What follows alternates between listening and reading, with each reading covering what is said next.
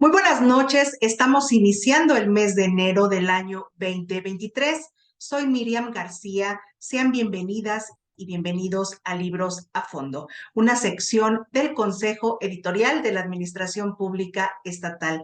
Hoy un programa especial, el cual hemos denominado La lectura dramatizada en voz de pequeños lectores. La difusión del patrimonio literario se forma en colectivo y tiene la finalidad de preservar la herencia cultural y contribuir a cohesionar a la comunidad mediante referentes identitarios para compartirlos en sociedad. Libros a Fondo es un espacio que pretende acercar el acervo bibliográfico del Fondo Editorial del Estado de México a cualquier lector interesado en fomentar hábitos de lectura, reconociendo a la lectura como una práctica de cultura indispensable, además de incitar la creatividad de tal manera que propicie la escritura. Para iniciar esta charla, le voy a pedir a Florencia Casillas nos comparta el siguiente video.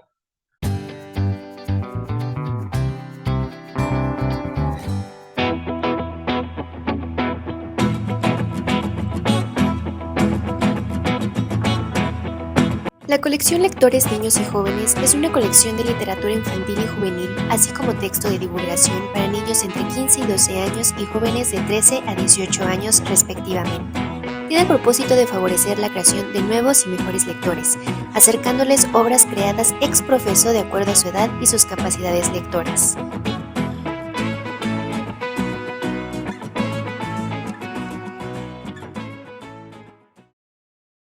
Edomex, decisiones firmes, resultados fuertes. Hoy en esta charla que tenemos el día de hoy, tengo a un gran invitado, un gran lector, por supuesto, y me refiero a Jessy Noé Jaramillo. ¿Cómo estás, Jessy? Muy buenas tardes. Muy buenas tardes, muchas gracias, maestra Miri. Saludo también con mucha gratitud a tu amable auditorio y sobre todo agradecemos este espacio que es maravilloso, este espacio de divulgación de lectura. Muchas gracias. Comentarles a las personas que hoy nos acompañan que nuestro invitado es licenciado en Derecho, maestro en investigación de la educación, humanista por destino, docente por vocación. Es vicepresidente del voluntariado de fomento a la lectura y las artes de FOLEC con sede en Tejupilco, que a través de esto realiza diferentes actividades artísticas, culturales, destacan conversatorios de filosofía de jóvenes para jóvenes, música en letras, conferencias, recitales, didácticos, en fin, muchas actividades. También ha sido recientemente nombrado presidente de la Academia para el Estudio de Difusión y Poesía José Martí en el Estado de México por la Academia Nacional e Internacional de Poesía y la Academia Nacional de Poesía en el Estado de México. Y bueno, el programa que hoy hemos preparado, lo hemos preparado con mucho cariño y tenemos la presencia de unos invitados muy pequeños, unos no tanto, pero sobre todo grandes lectores. Y vamos a tener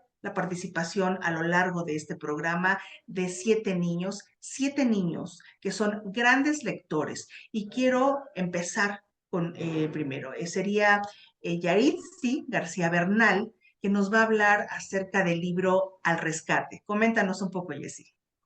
Claro, quiero comenzar con una idea maravillosa de este dramaturgo mexicano Rodolfo Sigli, que decía que un pueblo sin teatro es un pueblo sin conciencia. Este taller, que es un taller de teatro infantil dirigido por la maestra Santurlay, que ha hecho una labor maravillosa con estos peques, pues sobre todo trata de divulgar los textos, en este caso de la colección infantil del Fondo Editorial del Estado de México, a través de la dramatización de estos mismos textos, ¿no? No solamente es la lectura, sino también esta interpretación, esta dramatización que implica justamente al lector en el texto. Y bueno, en el caso de Yatsiri, este libro Al Rescate, una bella narrativa que comienza con esta pregunta: ¿quién rescató a quién?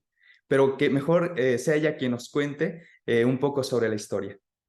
Al Rescate, de Judith Goldman. ¿Quién rescató a quién?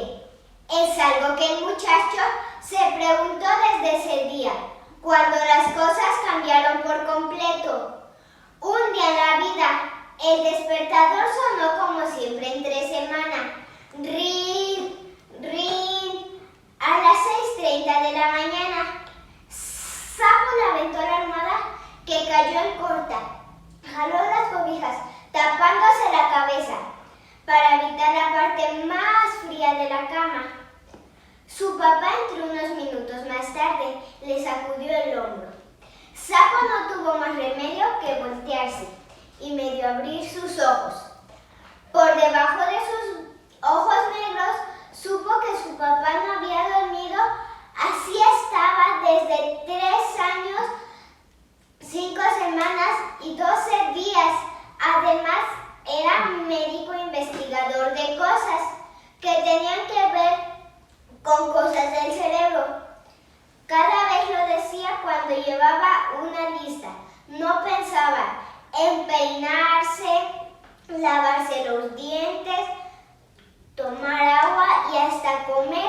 Muchas veces Sapo le tenía que poner el tenedor en la boca. Y así la misma rutina desde que su mamá murió. Un día, al regresar de la escuela, Sapo escuchó unos gemidos. Se asomó por la ventana y vio a un perrito amarrado y mal cuidado. Con ayuda de sus amigos fue al edificio a rescatar al perrito. Lo bañó, le dio de comer y desde ese día Sapo y su papá volvieron a reír como antes. Ahora vamos con Jimena Notario Jaramillo. Ella nos va a hablar sobre de que se puede, se puede. En este bello texto es una antología de cuentos hecha por la escritora Margarita Robleda. Jimé nos va a contar la historia de la pulguita Casilda de una manera bellísima. Los invito a que puedan conocerla. De que se puede, de Margarita Robleda. Casilda de vacaciones. La pulga Casilda decidió tomar unas vacaciones. Su hogar se encontraba en la butaca de un cine de función continua. Llevaba 2 meses sin dormir y además estaba harta de ver siempre la misma película, que, sin razón de ser, estaba llena de comerciales. No sabía bien a bien si irse al mar o a la montaña. Lo único que deseaba era dormir tranquilamente, sin preocupaciones. Si ver si entran o salen, si se intermedio, si vienen o van. Aprovechando que un perro entró a ver por curiosidad, Casilda se subió en él. El perro, al sentir a su pasajero, se empezó a rascar y a rascar con lo que pudo. Inútil, Casilda, con poco equipaje, con sus lentes para el sol y un moño colorado, se agarró con fuerza de los pelitos de la piel. El perro, aburrido al no obtener su objetivo, salió a la calle. Las luces de él la deslumbraron todita. Casilda, por su asombro, perdió sus lentes. El perro la aventó. Sin más ni más, Casilda cayó al vacío. Casilda no sabía lo que era una casa loca en la feria, pero en ese momento se enteró, pues cayó en una lata que se fue rodando y rodando por la patada que le dio un chiquillo que jugaba al fútbol. ¡Plush! ¡Plan! ¡Clac! Sonó su cuerpecito y al apachurro de su moñito. Ruidos y batería atronaron sus tímpanos. Sin más ni más, Casilda dio una voltereta y cayó en una hoja que navegaba tranquilamente en un charco. Casilda no lograba entender qué pasaba. La hoja giraba y giraba como reguete, atraída a un remolino que se dirigía a la alcantarilla. Sin Casilda, muy preocupada, al último instante brincó. ¡Uf! Al fin en la banqueta. Pegadita a la pared, respiraba, calmando su pulso. Cruzó la calle. ¡Rum! ¡Crunch! Casilda, por poco no lo cuenta, ella no sabía que hay que fijarse muy bien antes de cruzar la calle. Pasó una pareja muy elegante. A Casilda le gustaba lo calientito y lo usado, y se subió a la estola de la dama y se durmió. La pareja entró a un salón de baile. Todo movimiento. Alguien robó la estola mientras la dama bailaba. A lo lejos, ulular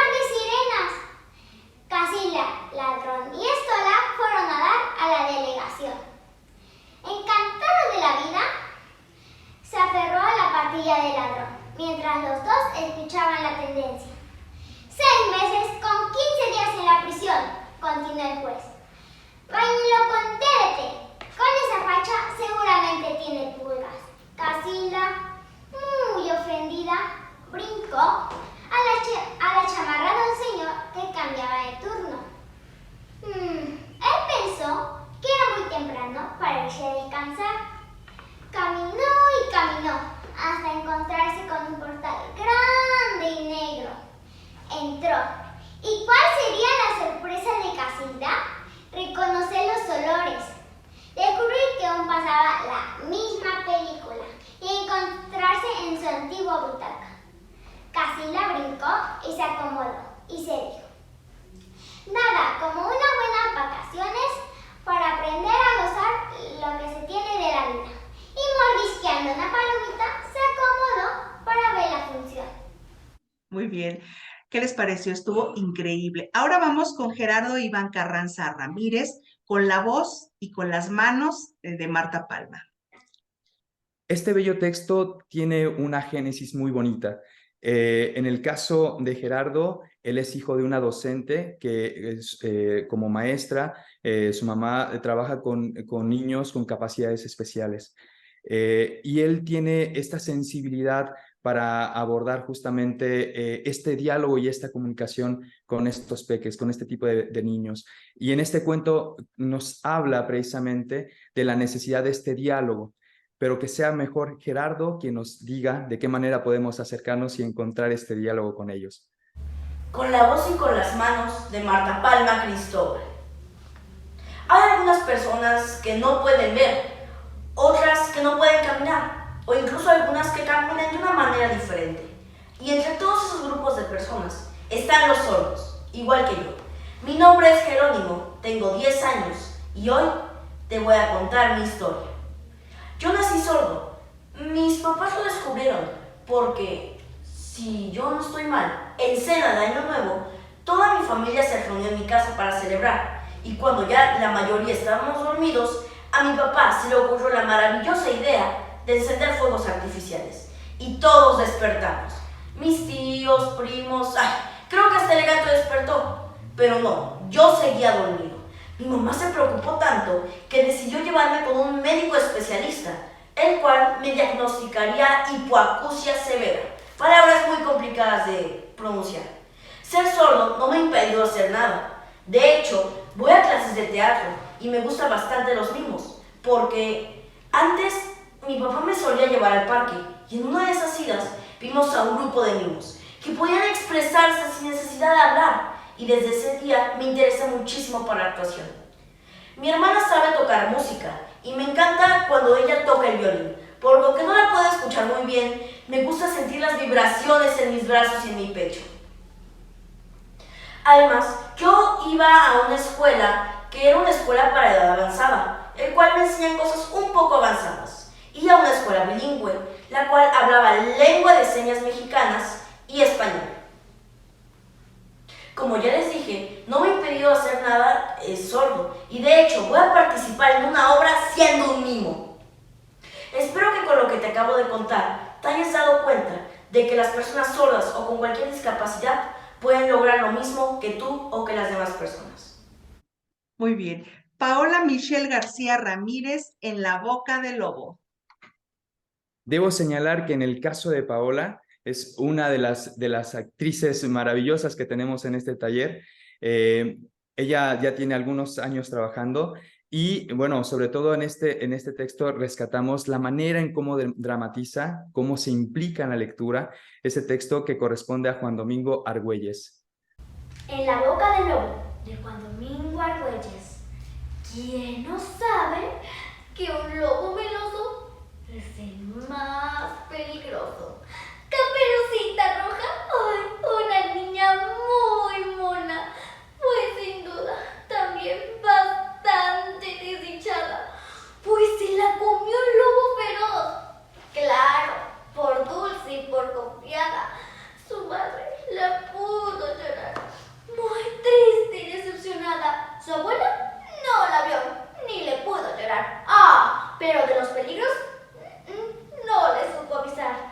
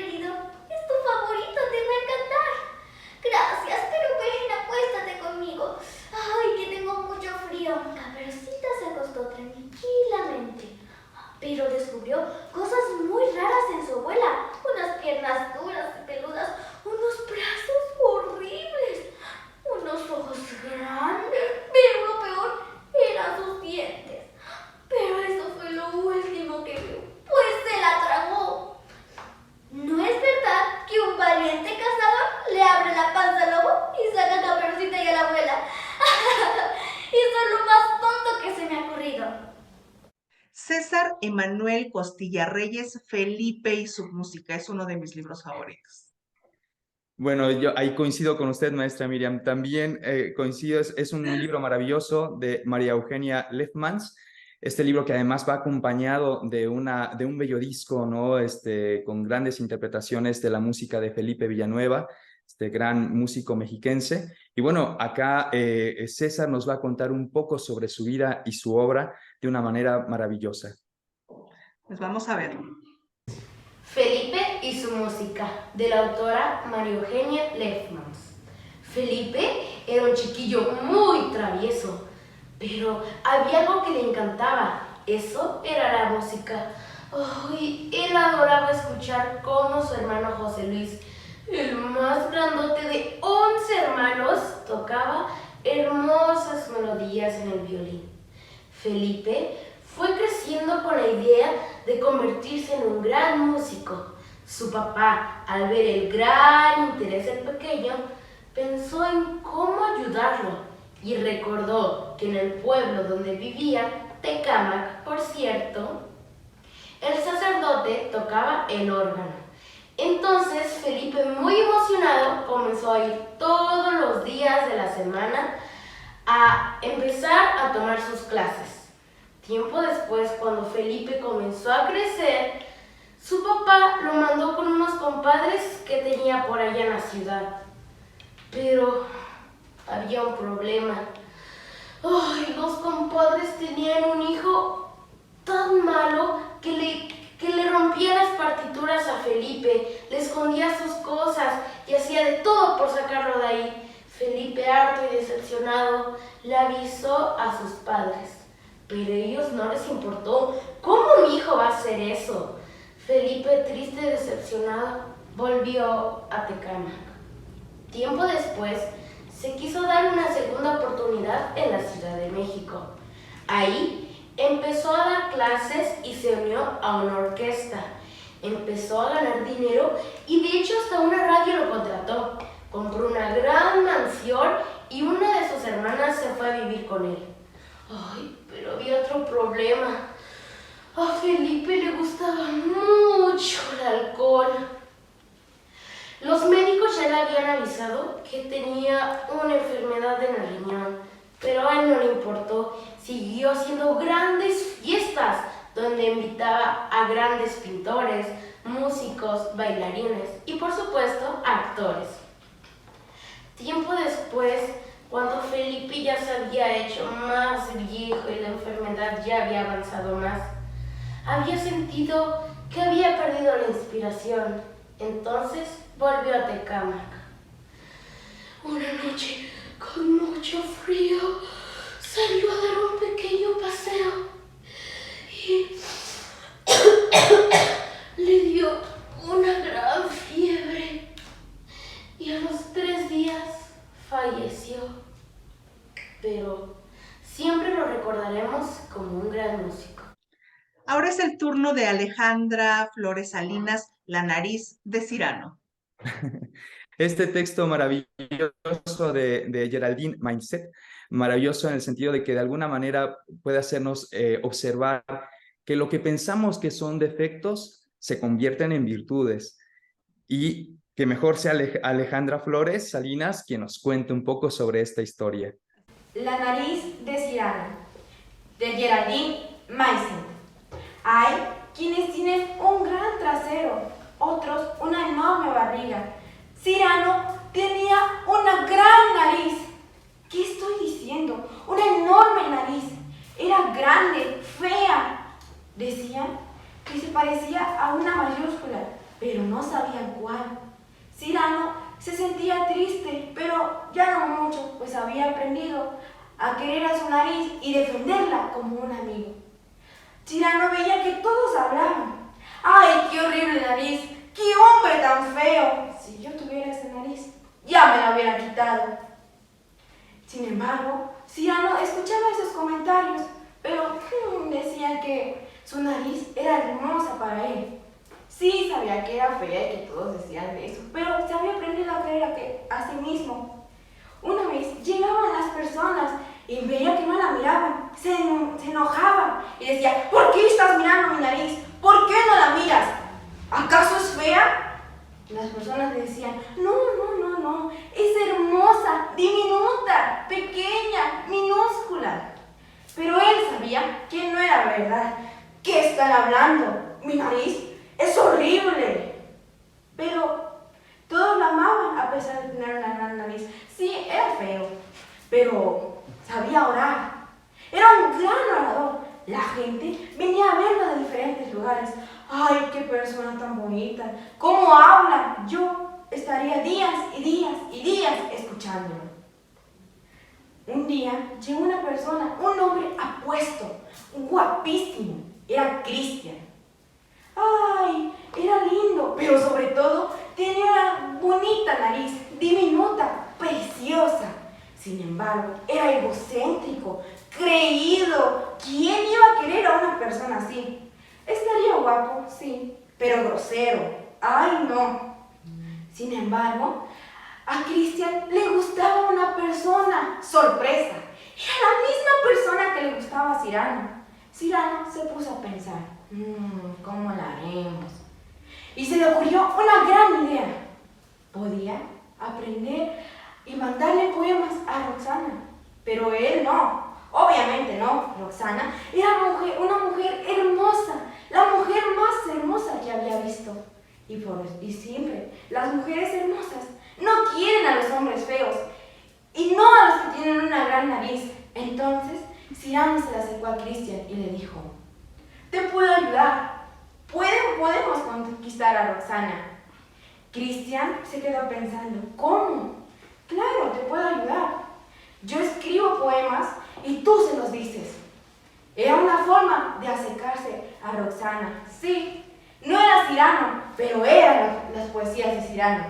Fueron y recitaron todo lo maravilloso que se les había ocurrido a Roxana. Roxana quedó maravillada. ¡Qué hermosas palabras! ¡Ay! Si un hombre feo me dijera eso, me enamoraría. No importa que tuviera una gran nariz, una nariz horrible. Cyrano, al escuchar eso, ¡ay! Sintió que su corazón estaba acelerando. Su corazón había sentido amándose. Pero Cristian dijo, se quedó pensando, ¿cómo va a querer a un hombre con nariz fea? ¡Ay, no! Cyrano se desmayó y dijo, se quedó dormido por varias horas, por mucho tiempo. Y cuando despertó, estaba feliz, pues alguien lo quería, alguien lo amaba. Cyrano se quedó ahí porque sentía que ya podía ser feliz, pues por fin alguien ya lo había querido.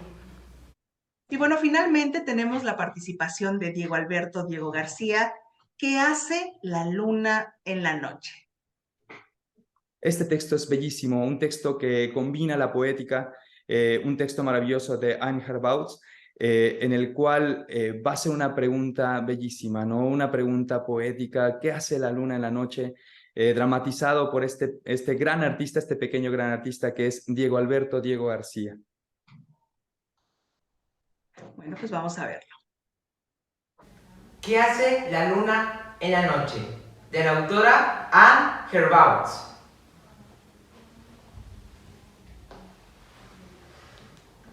En el día, la luna duerme. Pero, ¿qué hace la luna en la noche? Apenas se levanta. La luna empieza a dibujar millones de estrellas por toda la Vía Láctea. Y viaja a través de campos, montañas, bosques, cerros, para llevarse la bruma. La luna visita las ciudades y los pueblos y se lleva la niebla. Cierra las persianas y recorre las cortinas para que tú te duermas. La luna siembra los sueños y encierra las pesadillas en el ropero. La luna envuelve la noche de misterios.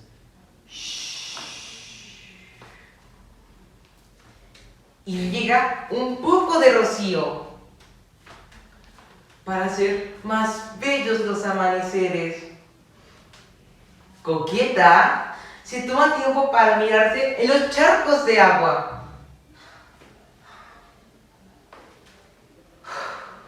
Pero el día regresa. Entonces, la luna se duerme. ¿Qué les ha parecido la participación de nuestros grandes lectores? Sin duda es una magnífica participación. Y yo quiero preguntarte, Jessie, el voluntariado de fomento a la lectura FOLEC y la Academia de Humanidades José Martín, ¿cuál es el trabajo que han venido realizando en relación con el Fondo Editorial del Estado de México? Aunque ya lo vimos, me gustaría que pudieras profundizar un poco en ello.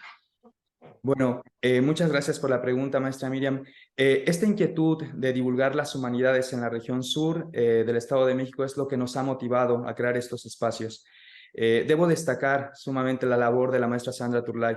Ella, a través de este taller de teatro, tiene a bien hacer uso de los libros del Consejo Editorial de la Administración Pública Estatal, en este caso su sello editorial FOEM, el Fondo Editorial del Estado de México, como un recurso fundamental para acercar a los niños a la literatura. No me canso de señalar que la colección infantil es un bello recurso para acercarnos a este arte. Me parece que debería ser divulgado en todas las instituciones educativas como una manera de acercar a los niños justamente al mundo de la lectura y a la literatura en todas sus manifestaciones. La poesía, la dramaturgia, la narrativa. En fin, es un poco ese el sentido que nos ha motivado a realizar estas actividades. Muy bien. Desde su punto de vista, ¿por qué tenemos que apostar a las infancias, a los niños, a las niñas, para hacer de ellos grandes lectores? Híjole, creo que es una pregunta maravillosa. Me parece que de alguna forma en la niñez se cifra un espacio fundamental para acercarnos a las manifestaciones artísticas. Justamente en la región en la que me encuentro se demanda mucho ese desarrollo de la sensibilidad, ¿no? Esta idea ya muy antigua de la paideia, de la formación, de las humanidades, como un recurso justamente para hacernos más humanos, para hacernos más sensibles al otro. Creo que en la niñez hay, digamos, como ese espacio propicio para que se pueda ir fomentando. La apuesta justamente de la Academia de Humanidades del Voluntariado de Fomento a la Lectura tiene que ver con eso, con las artes como lenguaje. Ya bien lo decía Gianni Rodari, todos los lenguajes para todos, no para que todos sean artistas, sino para que nadie sea esclavo. Es un poco la inquietud y me parece que la niñez es un espacio propicio para ello. Muy bien. Yo muero por preguntar esto. Yo he visto a un Jesse Jaramillo muy echado para adelante en las letras, en el arte, en la música. ¿Cómo fue tu infancia? ¿Cómo es que ahora, bueno, eres un gran lector, coautor también? ¿Cómo fue este proceso en tu vida? Muchas gracias por la pregunta, maravilloso. Espero que también, decía Miguel de Unamuno, disculpen que hable de mí, pero es al que mejor conozco. Entonces, bueno, en casa, por ejemplo, recuerdo que mi mamá, ambos mis papás, ambos profesores, mi mamá le apostaba mucho por esta cuestión de comprar libros. Y era muy curioso porque en la casa había la biblioteca, no nos exigía la lectura, solamente estaban ahí los libros como un pretexto ahí en la biblioteca. De pronto en las tardes, sobre todo aquellas tardes lluviosas donde no se nos permitía salir porque nos podíamos enfermar, yo recuerdo aquella imagen de pronto del niño que iba, agarraba un texto, aunque no lo comprendiera, pero pues era la manera de quizá pasar el tiempo y desde ahí como que fui encontrando un poco ese acercamiento con la lectura. Sin embargo, después quizá la misma escuela a veces nos va alejando también un poquito con estas prácticas de la obligatoriedad de la lectura. No es hasta la adolescencia, un poquito más, adolescente, cuando una persona me hizo llegar una novela bellísima, el autor Alfredo Bryce Echenique, la novela La amigdalitis de Tarzán, que recuerdo que fue la primera novela que me hizo llorar, que me hizo reír y que no sabía ni por qué y que además no leí por obligación. Desde ahí creo que se apertura un mundo interesante y bueno, desde entonces se vuelve un hábito necesario el dialogar con los autores todos los días. Muy bien, muchas gracias. Vamos a ir cerrando, pero no sin antes. Tenemos una participación de despedida de nuestros invitados y me gustaría mucho que lo pudieran ver. Adelante, Florencia. Muchas gracias al Consejo Editorial de la Administración Pública Estatal. Les mandamos saludos desde Tejupilco.